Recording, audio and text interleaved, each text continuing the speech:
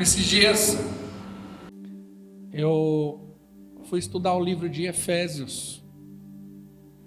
E uma das coisas que me encantou no livro de Efésios é que Efésios ele é um livro que fala da igreja gloriosa de Jesus Cristo, do que é ser igreja.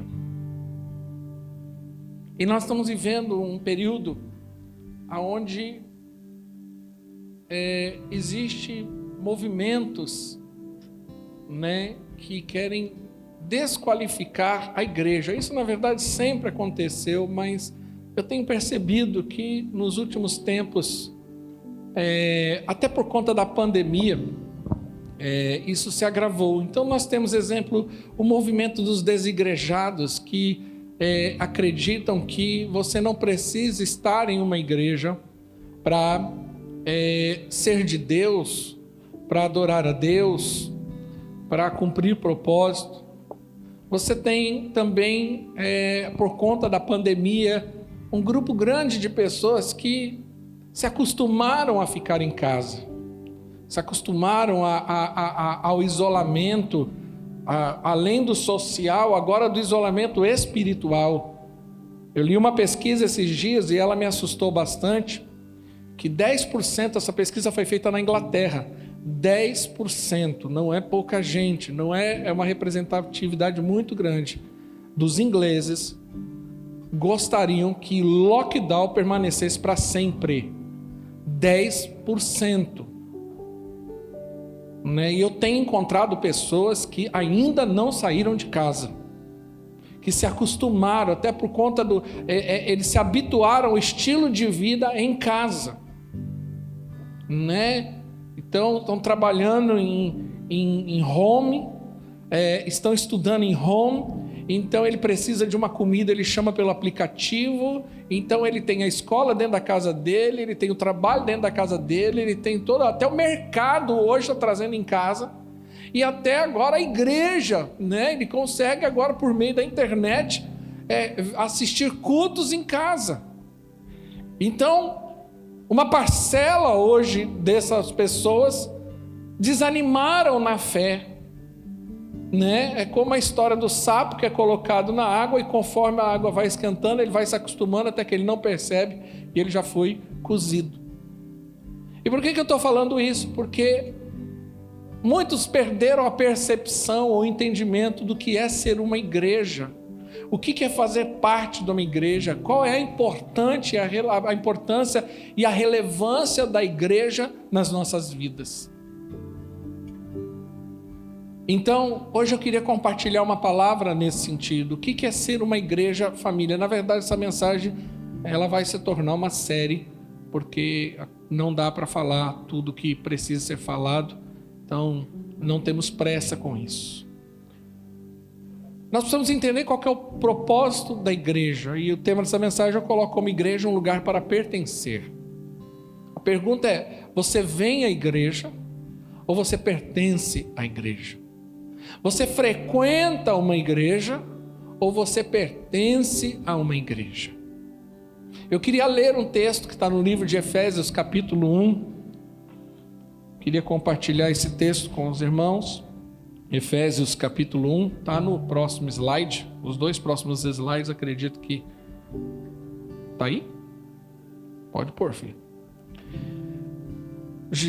Paulo, ele escreve a carta aos Efésios e ele fala que ele ora para que aquela igreja tenha revelação do propósito eterno de Deus, para que eles cresçam em conhecimento, em sabedoria e inteligência espiritual, para que eles entendam o propósito e o poder de Deus.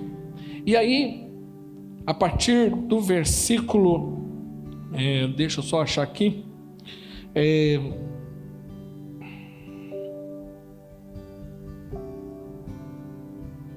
isso, versículo 18.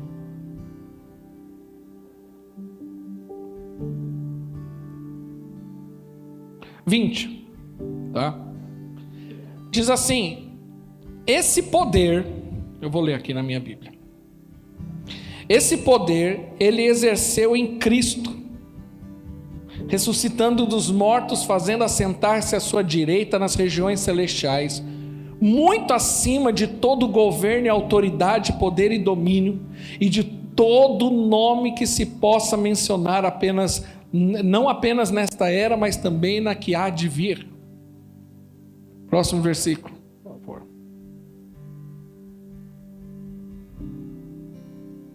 Deus colocou todas as coisas debaixo dos seus pés. Ou seja, ele está falando que Jesus recebeu todo o poder e autoridade por meio da obra da cruz. Quando ele ressuscita, ele recebe o nome que está acima de todo nome, que por causa desse nome, todo joelho, seja no céu, na terra ou debaixo da terra, ele vai se dobrar. Todo poder e excelência foi dado a Cristo. Só que olha o que ele diz aqui: Deus colocou todas as coisas debaixo dos seus pés e a designou como cabeça de todas as coisas para a igreja, que é o seu corpo, a plenitude daquele que enche todas as coisas em toda e qualquer circunstância. Então perceba que Deus coloca todo o poder, toda a glória em Cristo. Cristo se torna isso. E agora Cristo, ele também se torna a igreja, porque o texto diz que Cristo é o cabeça da igreja. A igreja é um conjunto de membros como um corpo.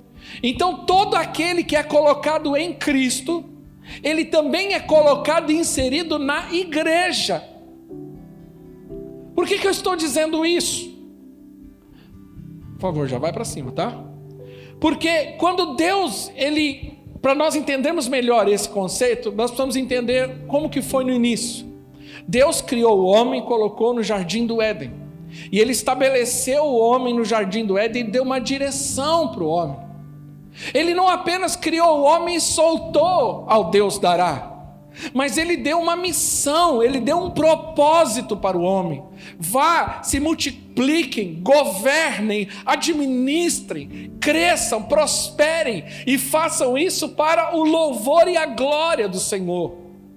O Éden tinha um propósito específico lá. E qual que era o propósito? Qual que era a questão do Éden? Por que Deus estabelece o homem no Éden? Para cumprir o propósito. Ele falou: vai lá e governe. Vai lá e estabeleça governo.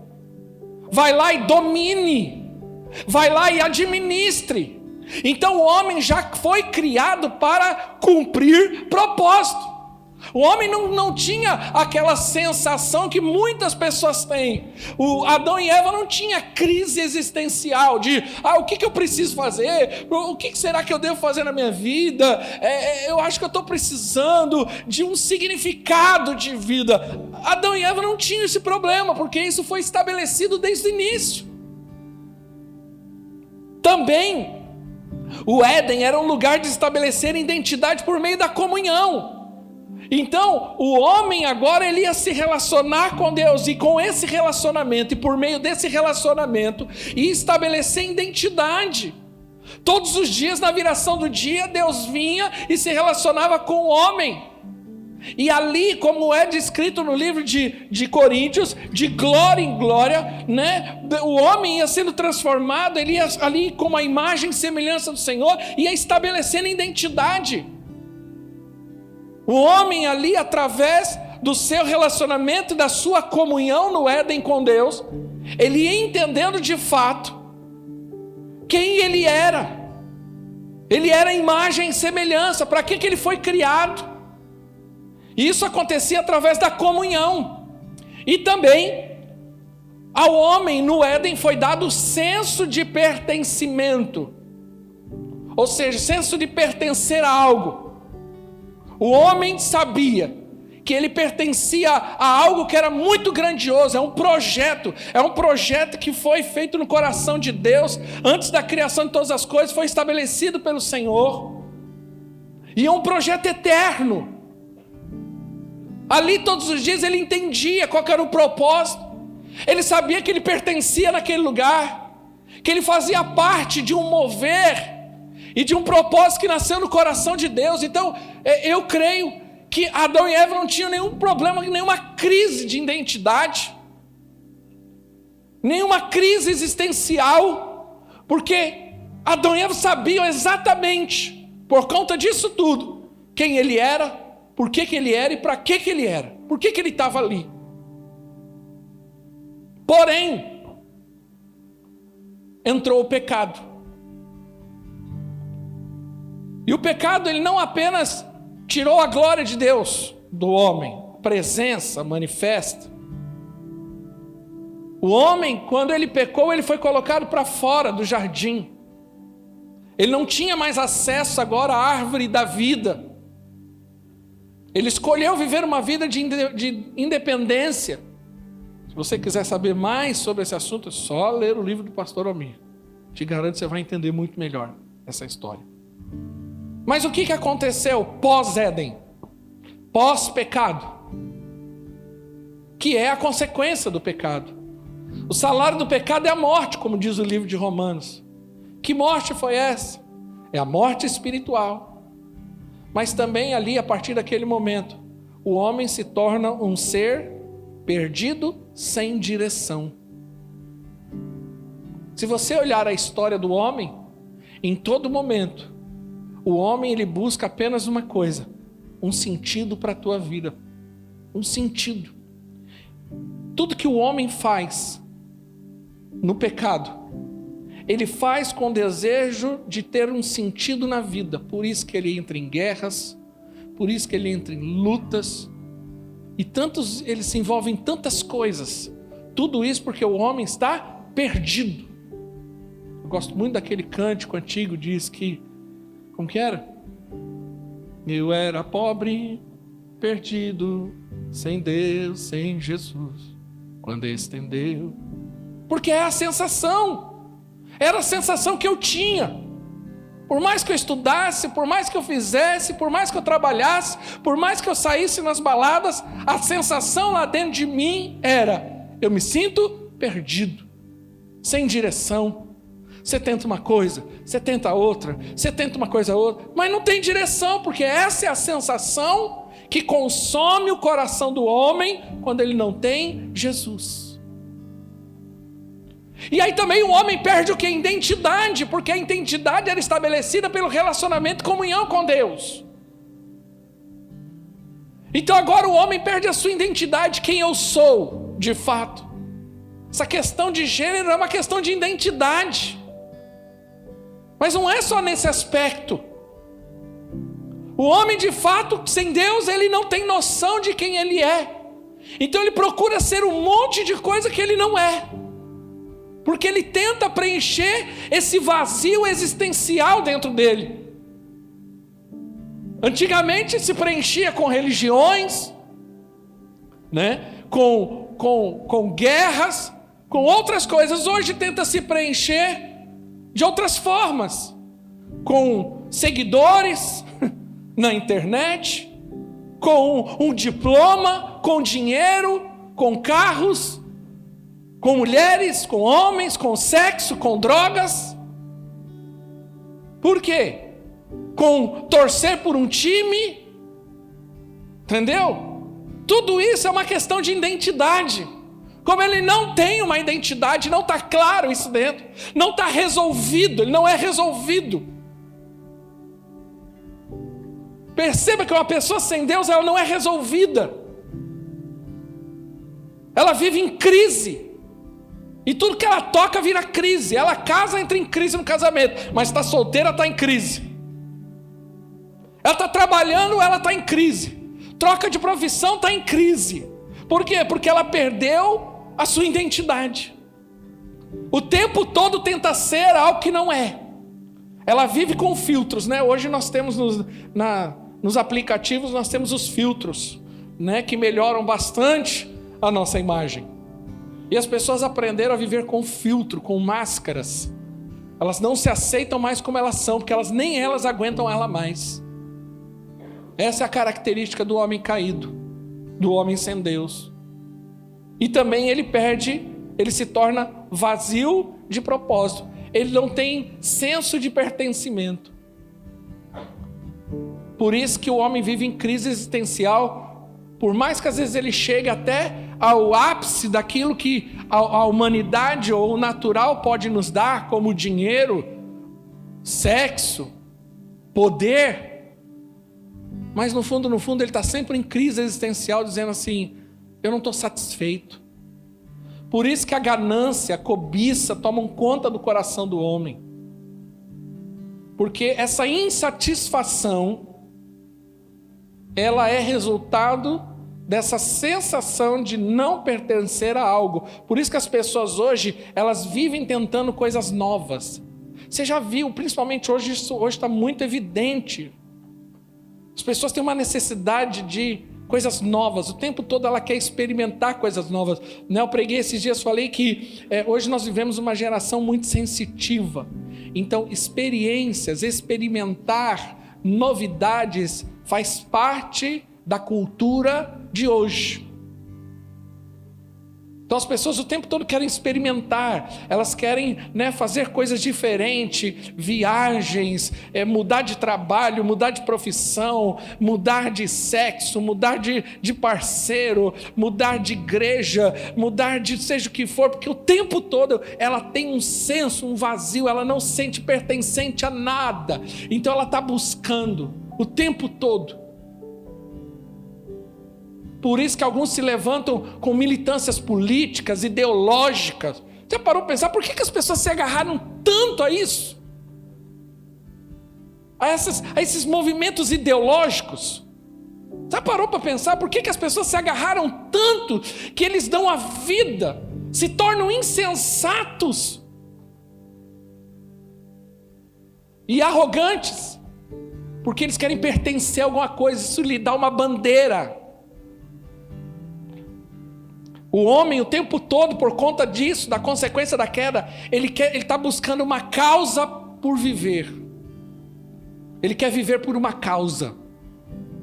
Ele quer se sentir parte. Por isso que os movimentos, sejam eles ideológicos, políticos, culturais, agregam tanta gente rapidamente. Envolve. Por que isso é muito latente dentro dos jovens? Por que os jovens entram em movimentos muito fácil? Movimento pelo meio ambiente, movimento por questão ideológica e movimentos de gênero, porque eu preciso pertencer a algum grupo, a alguma sociedade, alguma estrutura que me dá um senso que eu pertenço a alguma coisa, que a minha vida não é tão irrelevante como eu estou vendo que é. Quantos estão entendendo? Diga amém. Mas tudo isso aconteceu por causa da queda. Mas um dia, como nós cantamos aqui, apareceu Jesus, o Filho de Deus, e ele morreu na cruz. Mas não só morreu, mas ressuscitou. E pelo poder que há ali, através da ressurreição, ele recebeu um nome que está acima de todo nome. Ele destruiu principados e potestades, e agora ele estabelece o reino de Deus. Ele começa a pregar a respeito do reino de Deus. E aí ele vem e chama alguns homens, treina e discipula alguns homens e diz para eles: vocês vão dar continuidade nisso, mas antes disso vocês precisam ser cheios do Espírito Santo. E no dia de Pentecoste aqueles homens e mulheres foram cheios do Espírito Santo, e a igreja agora é estabelecida. Jesus volta para a glória, mas ele deixa aqui na terra a igreja, que é o corpo dele, é o próprio Cristo na terra, para continuar a manifestar o reino dele e ministrar o evangelho de Cristo. E através da igreja e por meio disso tudo, Jesus restaura agora a condição do Éden.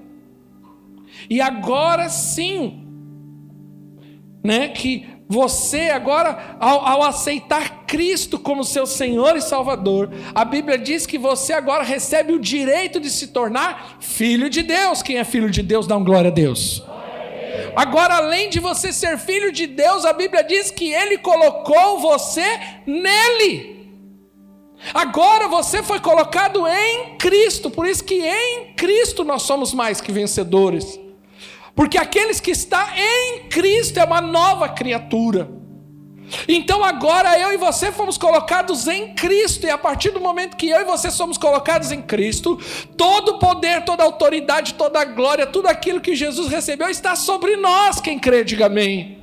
Foi por isso que nós vimos o que vimos aqui, o pastor orando e algo acontecendo, mas foi o pastor? Não, foi o poder que há em Cristo que opera por meio de nós, porque eu e você somos Cristo, estamos em Cristo, mas muda agora estar em Cristo para estar na igreja, porque não dá para você estar em Cristo se não estiver aonde? Na igreja. A igreja não é uma instituição apenas com CNPJ. A igreja é o corpo de Cristo manifesto na terra. Quem crê, diga amém. Você é a igreja. E agora Cristo coloca você nele. Você se torna como Cristo. E agora você é a própria igreja. E agora, tudo aquilo que foi perdido no Éden é restaurado agora para mim e para você. Próximo, filho.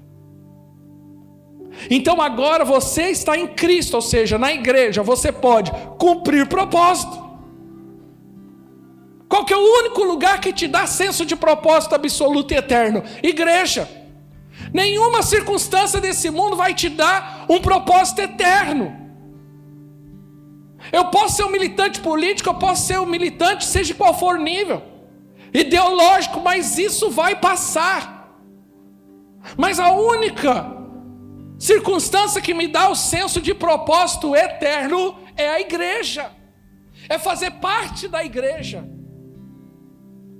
É quando eu faço parte da igreja e eu entendo essa revelação. Por isso que Paulo no livro de Efésios começa: eu oro para que vocês tenham revelação, que o Senhor abra os seus olhos para que vocês tenham entendimento. Qual é o propósito de Deus para as suas vidas? Porque assim vocês vão frutificar, assim vocês vão ter senso de propósito. E é agora por meio da igreja, através da igreja, estando na igreja, que Deus começa a estabelecer identidade por meio da comunhão. É fazendo parte da igreja que eu passo a ser uma pessoa resolvida. É por meio da pregação da palavra, pela transformação da minha alma, pelo poder do Espírito Santo, que a minha alma vai sendo consertada, vai sendo resolvida. E aí eu começo a quê? A ter questões de identidade resolvida. Por isso que é comum no meio da igreja, pessoas que eram de um jeito, passarem a ser de outro jeito. Igreja é lugar de ex. Por que igreja é lugar de ex? É o testemunho, acredito que da grande maioria aqui. Olha, eu era isso, mas eu deixei de ser. Por que você era aquilo? Porque você tinha um problema de identidade sério. Mas aí Deus foi te curando, foi te restaurando, foi te transformando. A sua identidade nele começa a ser resolvida. Aí você começa a entender agora que você é filho de Deus, que você é amado, e que agora você sabe de fato quem é você. E aí você passa a ser uma pessoa sem crise, porque você entendeu. Quando você entendeu, diga amém. E também a igreja é o único lugar que você consegue ter de fato senso de pertencimento, porque é na igreja que você descobre que você é filho de Deus, mas que você também é membro do corpo. E como membro do corpo, você participa desse corpo. A vida que flui no corpo, flui na tua vida. Mas agora também como membro desse corpo, eu tenho também responsabilidades como parte desse corpo. E aí eu começo a me sentir parte. A igreja, ela tem uma coisa que ela ofende o mundo. Qual é? O mundo, a característica do mundo é os melhores, os mais qualificados, são aqueles que podem ou têm o direito de fazer. A igreja é diferente. Normalmente você vai encontrar os menos qualificados, os piores, realizando algo que naturalmente ninguém pode fazer. A história da igreja está recheada disso. Deus nunca selecionou os seus por conta de um currículo. O que conta diante de Deus, a maneira, o critério de Deus nunca foi nosso currículo. Por isso que enraivece tanto as pessoas lá fora. Palavra da cruz para o homem é loucura, mas para nós é poder de Deus. Qual é o poder de Deus e qual é a loucura?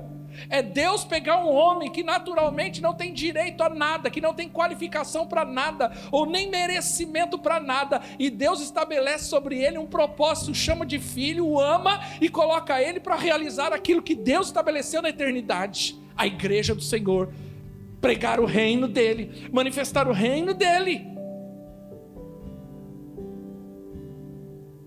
Foi por isso que Deus estabeleceu a igreja. Então é comum na igreja você encontrar pessoas que naturalmente não mereciam estar ali na posição que está. Por quê? Porque eles têm um passado muito triste, que nenhum de nós em sã consciência colocaríamos para gerenciar ou liderar nenhum dos nossos negócios se tivéssemos. Porém Cristo nos chamou e é Ele que nos capacita. E Ele diz para nós: esqueça das coisas que para trás ficam, prossiga para o alvo, para o prêmio da soberana vocação em Cristo Jesus. Porque Deus nos deu uma coisa que o mundo não pode dar: unção. Um homem, independente da sua condição ou do seu currículo, ele pode fazer coisas maiores que Cristo fez.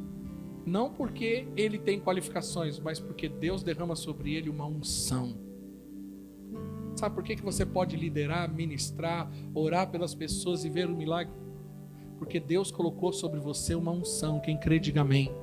E é por meio dessa unção que Deus vai estabelecer o reino dele na terra. E aí, fazendo parte da igreja agora, ele nos deu o quê? Uma família espiritual. A Bíblia fala isso. Que nós somos o corpo, mas nós somos uma família espiritual. Por isso que nós nos chamamos de irmãos. Porque agora nós temos um pai em comum. Agora nós temos uma casa chamada igreja. E nós precisamos entender a importância e a relevância disso para a nossa vida. Porque se nós não valorizarmos isso, nós vamos deixar de desfrutar daquilo que Deus tem para nós. Por que tem muito crente decepcionado, chateado, seja o que for? Porque às vezes ele está na igreja há um tempão, mas ele não entendeu qual é o propósito dele e da igreja. Então eu queria falar rapidamente algumas coisas sobre esse assunto. Olha essa frase, eu acho que essa frase define o que é igreja. Igreja é uma família espiritual formada por famílias biológicas, onde pais, filhos e irmãos espirituais pertencem à mesma casa espiritual, para juntos crescerem na fé e amor e desenvolverem o ministério cristão e servirem ao reino e às pessoas. Para mim essa frase define o que é ser igreja. Igreja não é uma instituição que eu frequento, que eu participo assim aleatoriamente. Igreja se torna a minha casa espiritual, o meu lugar aonde eu me relaciono com Deus, o Pai, e com a minha família espiritual. A igreja não é um lugar apenas aonde eu vou para receber alguma coisa, mas a igreja também é um lugar aonde eu vou para dar algo, para desenvolver os meus talentos, os meus dons, o meu chamado.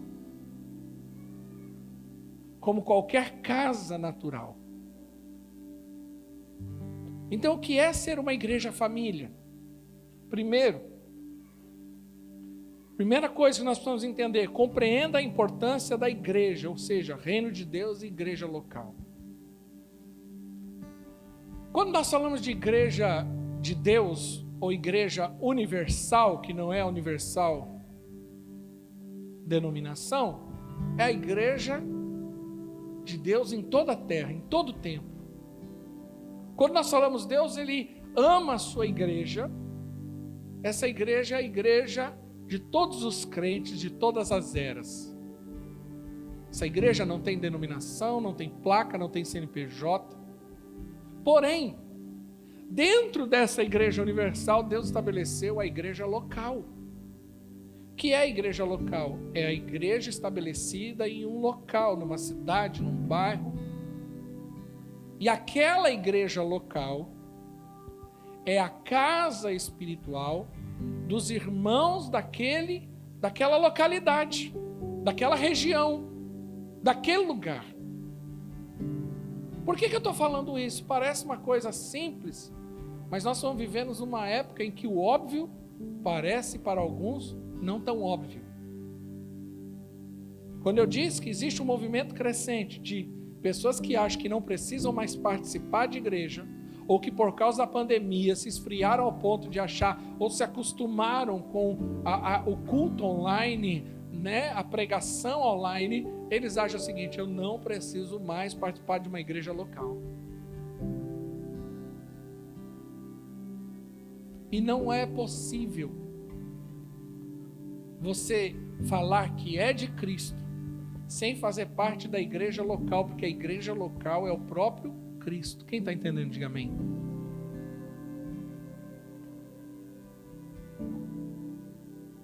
Qual que é o problema? Isso não é, de novo, quando no início da Idade Média, a igreja ela começou com um movimento chamado movimento monástico, ali no ano 300 e pouco depois de Cristo. Então alguns crentes começaram a criar também uma ideia de que não, eu vou me isolar porque esse mundo está tão corrompido, né? A justificativa da época era essa. Então começa agora o movimento monástico, ou seja, a retirada dos crentes para lugares solitários. Por isso vem aí a questão dos mosteiros. Agora, sabe o que é pior? É que você nunca vai ler em nenhum livro de história da igreja que em algum monastério surgiu avivamento. Não existe movimento de avivamento e despertamento espiritual no isolamento das pessoas no que diz respeito à igreja. Você nunca vai ver, você nunca vai encontrar um irmão na rua, no mercado, no posto de gasolina, que não participa de uma igreja local, que não está envolvido diretamente com aquela igreja local, e você vai encontrar com ele, ele vai estar espiritualmente bem. Não tem, não existe. Porque ser igreja é fazer parte da igreja, é participar diretamente e intencionalmente da igreja local. Nós precisamos valorizar isso. Porque há muita gente achando que não precisa mais. Segundo, tenha resiliência relacional da mesma forma que você tem com a sua família biológica. Ou seja, é natural trocar de família. O que é resiliência? Precisamos insistir nos nossos relacionamentos familiares, espiritualmente. Não, eu não quero mais, eu briguei com você, eu não gosto de você, então não quero mais estar aqui. Peraí. Eu posso ter minhas desavenças, às vezes, com alguém da minha família. Isso não quer dizer que eu troco de casa. Eu não quero mais essa família, não. Cansei, eu vou para a do vizinho. A de casa, eu não aguento mais o meu irmão. Eu não aguento mais a minha irmã. Não dá. Entendeu? Ai, meu pai está pegando demais no meu pé. Então sabe que eu vou trocar de pai. Você faz isso? Alguém fez isso? E se fez, o que aconteceu? Deu ruim. Porque você não troca de família biológica. Você sabe os defeitos da sua família? Sabe. Sua família é perfeita? Não. Porém você não troca. Agora, por que isso acontece conosco como igreja? Por quê? Porque pessoas não têm resiliência relacional. Na primeira crise, no primeiro atrito, no primeiro problema. Ah, pastor, mas já não está no primeiro, já está no 76. Jesus falou para perdoar quantas vezes? 70 vezes? Num dia. Então, aguenta.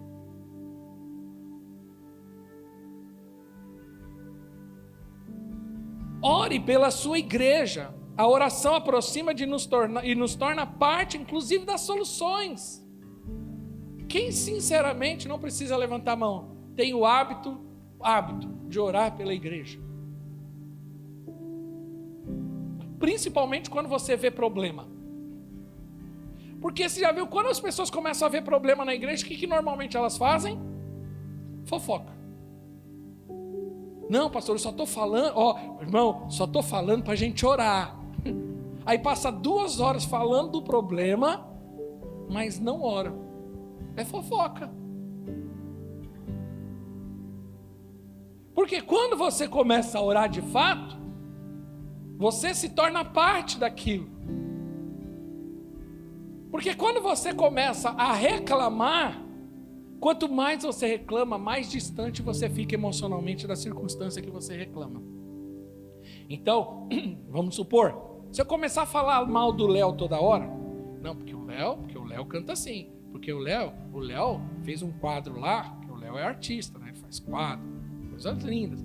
Mas eu começo a criticar o quadro dele. Não, porque o Léo, onde já se viu. O que vai acontecer emocionalmente comigo com o Léo? Eu começo a me distanciar emocionalmente dele. E aí vai chegar uma hora que esse relacionamento ele se torna impossível. Porque aí perde a liga. Aí que eu concluo que não dá mais para andar do lado do Léo, porque o Léo... Aí eu venho com a tal conversa. Bom, meu tempo acabou. Eu orei, eu senti de Deus que não dá mais. Acabou o meu ciclo. Não, é você que não quer se consertar com o Léo. Mas eu deveria orar pelo Léo. Até porque às vezes orando pelo Léo, eu descubro que o problema não é o Léo, sou eu. Né? Normalmente é isso que vai acontecer. Perdoe sempre. Não existiria uma família biológica na Terra que se não houvesse perdão. Sabe, eu estava pensando sobre perdão, e quando você faz um comparativo, na verdade o perdão ele é inerente do cristianismo. Exemplo, no budismo não tem perdão, não sei se você sabe. Porque o perdão é para quem tem culpa. E no budismo ninguém tem culpa. É o karma.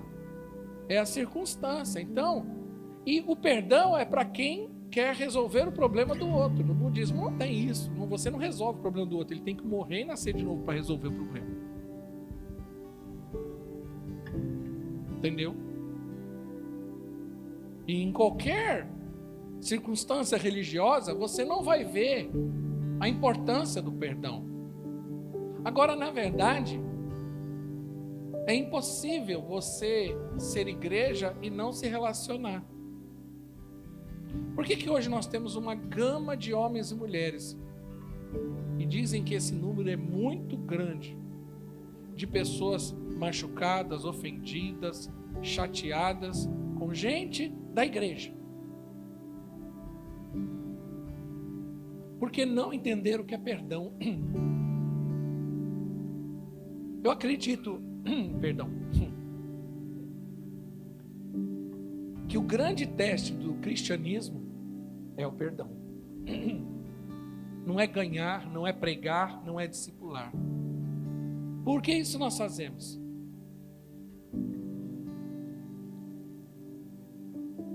Para mim, o grande teste do cristianismo não é trazer para perto. E quando eu falo trazer para perto, estou falando de evangelizar e discipular. Para mim, o grande teste do cristianismo é manter perto. Porque é a nossa dificuldade. Perdão mais uma vez. É manter perto. Porque o perdão, ele exige muito de nós. Ele exige que nós manifestemos toda a nossa fé.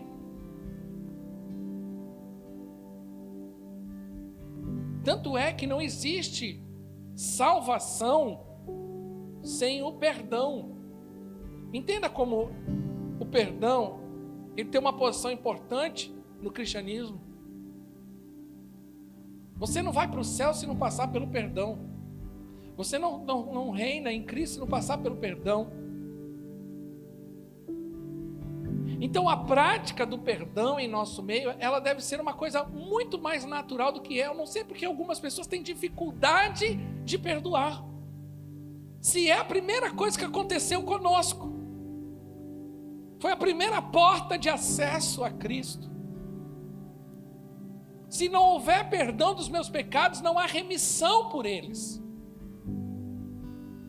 Então eu vejo por que tem tanta dificuldade de perdoar. Irmãos que decidem, homens e mulheres que decidem passar a vida magoado porque não conseguem liberar o perdão, porque se acham no direito de condenar. Mas quando você olha para aquilo que Deus fez na tua vida, de fato, você diz, eu tenho que perdoar, não tem jeito.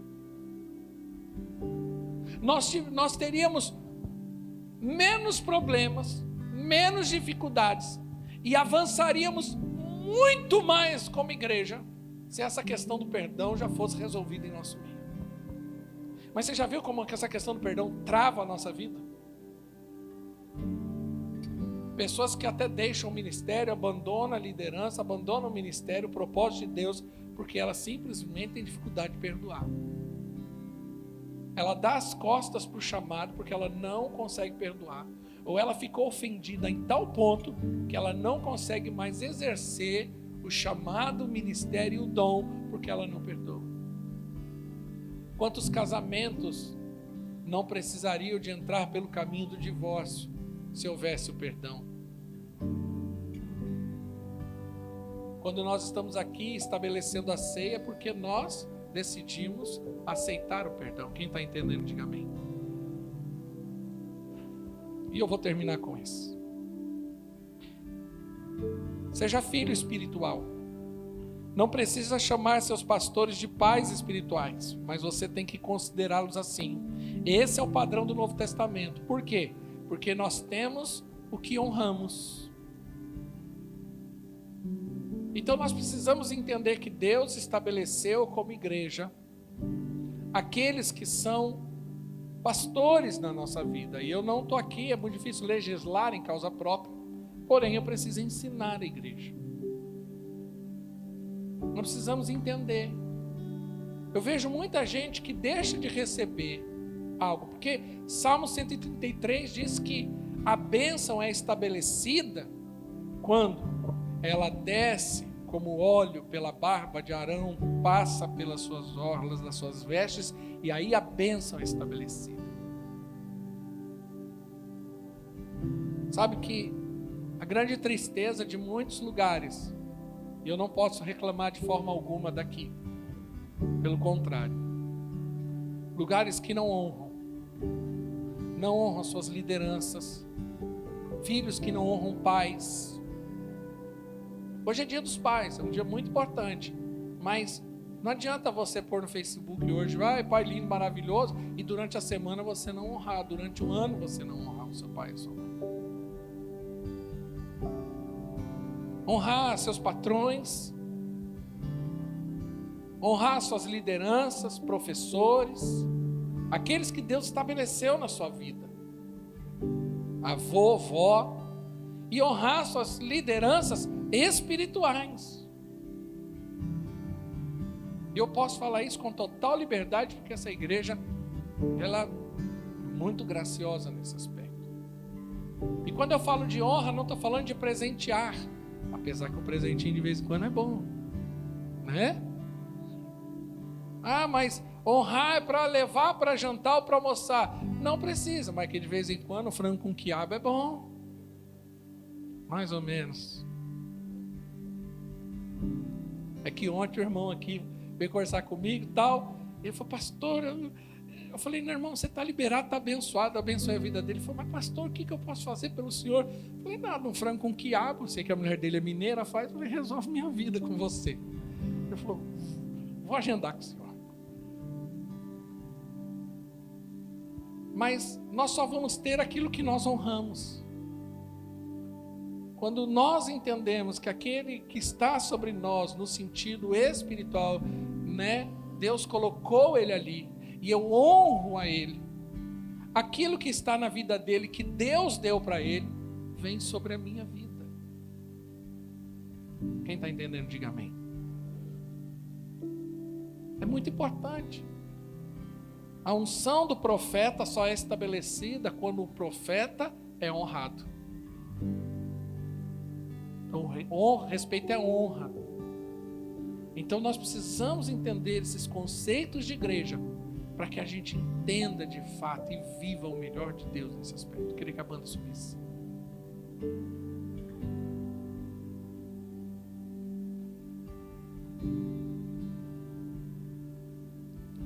Eu tenho visto muita gente sofrer porque não entendeu o que é ser igreja. A igreja, ela é algo espiritual. A igreja é a menina dos olhos de Deus. Jesus morreu pela igreja e para a igreja. Quando Jesus encontra com Paulo no caminho de Damasco, e Paulo era um perseguidor da igreja, sabe o que Jesus fala para Paulo? Por que me persegues? Mas Paulo perseguia os crentes. Mas quando os crentes eram perseguidos, era como se perseguisse a Cristo. Trazer sofrimento para um crente é trazer sofrimento para a igreja de Cristo. Então nós precisamos entender, porque é só por meio da igreja que nós temos estabelecido em nós o senso de propósito, o senso de pertencimento. Por isso que para nós, você se tornar um membro da igreja, participante ativo da igreja, intencional da igreja, não é porque nós queremos fechar você aqui, é porque nós queremos ver o cumprimento do propósito de Deus na tua vida. E é por isso que nós hoje celebramos a ceia, porque nós celebramos o corpo. Aquilo que Jesus fez, aquilo que Jesus realizou, e estamos aqui em memória dele para aquilo que ele vai fazer. E deixa eu te falar uma coisa. Quando Jesus voltar, a trombeta soar, como nós cantamos, deixa eu te falar, sabe quem ele vai vir buscar? A igreja dele. É a igreja dele. Ele vai chamar a igreja. Eu e você fazemos parte disso. Para a honra e glória do Senhor, fique de pé.